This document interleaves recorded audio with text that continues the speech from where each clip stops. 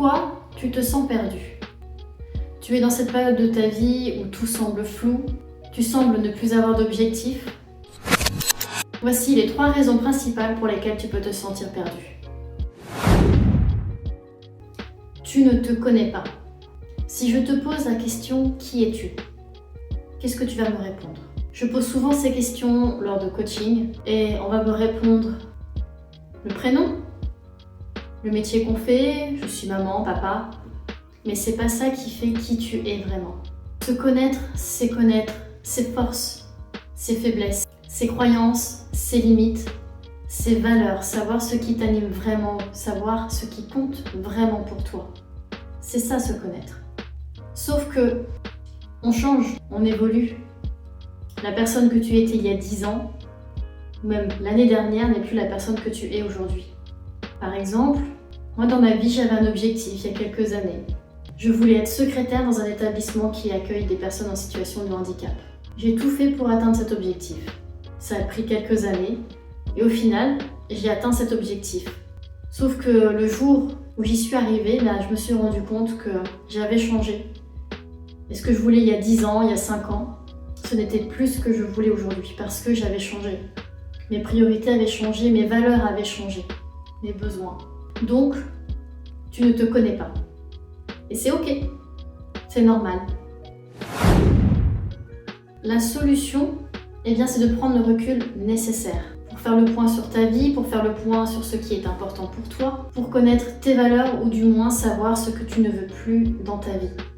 Parce que c'est toujours plus facile de savoir ce que tu n'aimes pas, ce que tu ne veux plus, que de savoir ce que tu veux vraiment. Et dans cette période justement où tu te sens perdu, bien souvent, tu sais ce que tu ne veux plus. C'est ce qui peut arriver par exemple quand tu es en plein burn-out. Ça m'est arrivé personnellement, je ne voulais plus travailler là où j'étais. D'ailleurs, c'était dans l'établissement qui accueillait des personnes en situation de handicap. Je ne voulais plus y retourner, mais par contre, je ne savais pas du tout ce que je voulais faire à la place. Donc c'est ça, c'est au moins faire le tri sur ce que tu ne veux plus dans ta vie. Que ce soit ta vie professionnelle, ta vie personnelle. C'est là tout l'intérêt de se faire accompagner. Ça peut être un psychothérapeute, un psychiatre, un coach. Peu importe, quelqu'un qui t'écoute, quelqu'un qui te permet de prendre du recul et surtout de prendre du temps pour toi, pour prendre du temps pour réfléchir, pour savoir ce que tu veux pour ta vie, pour toi, pour ta famille. Tu es sous influence. Alors non, je ne parle pas de quelqu'un qui te dit quoi faire, comment faire. C'est un peu plus subtil que ça. On est sous influence, c'est-à-dire que on entend plein de choses autour de nous, on voit plein de choses autour de nous. Par exemple, tu regardes des pubs, tu vois toujours les mêmes pubs, par exemple pour des chips ou je ne sais pas trop quoi, et à force de les voir, tu te dis tiens, j'aurais bien envie de ces chips en fait. C'est ça être sous influence, c'est qu'à force de voir et d'entendre des choses, on se dit qu'on a envie de ces choses. Dans la société, ou même dans ton cercle proche, qu'est-ce que tu vois autour de toi? Tu vois que tes amis se mettent en couple, qu'ils emménagent ensemble, ils finissent par se marier, par avoir des enfants, acheter une maison. Et puisque tu vois tout le monde le faire, tu te dis en fait, c'est ça qu'il faut faire dans la vie, tout le monde le fait, c'est normal, c'est la norme. Sauf que être normal, ça n'existe pas. Il n'y a pas de norme. Ta vie t'appartient. Toi, qu'est-ce que tu veux dans la vie? Est-ce que tu veux vraiment vivre avec quelqu'un? Est-ce que tu veux avoir des enfants? Parce que non, c'est pas obligatoire. Est-ce que tu veux être propriétaire? Parce que non, c'est pas obligatoire non plus. On se rend pas compte de tout ce qu'il y a derrière aussi à être propriétaire. On se dit oui, mais au moins je paye pas un loyer dans le vide. Oui, mais tu as la taxe foncière à payer. Tu as tous les entretiens. Le moindre souci, c'est toi qui payes. Problème de canalisation, problème d'électricité, problème de toiture, des malfaçons. Tout ça, c'est toi. Donc, il y a une charge financière, mais également une charge mentale. On n'est pas tous faits pour être propriétaire. Et heureusement. Donc, à toi de voir ce que tu veux vraiment pour ta vie. Et puis, à faire comme tout le monde, un matin, tu te réveilles, marié, avec des enfants, propriétaire, et tu te dis mais qu'est-ce que je fais là? C'est pas ça que je veux. Et ça peut être également à ce moment-là que tu peux te sentir perdu, parce que tu te réveilles un matin et tu te rends compte que tout ce que tu as dans la vie, en fait, c'est pas ça que tu veux. C'est pas ça qui te rend heureux. C'est pas ça qui te fait vibrer.